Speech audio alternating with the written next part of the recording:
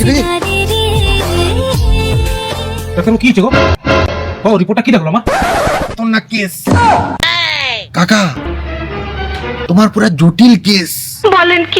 জটিল মানে মানে কি হয়েছে কি আমার? কি হয়েছে তুমি যদি শোনো না, কোনে তোমার হার্ট অ্যাটাক চালিয়ে আসবে।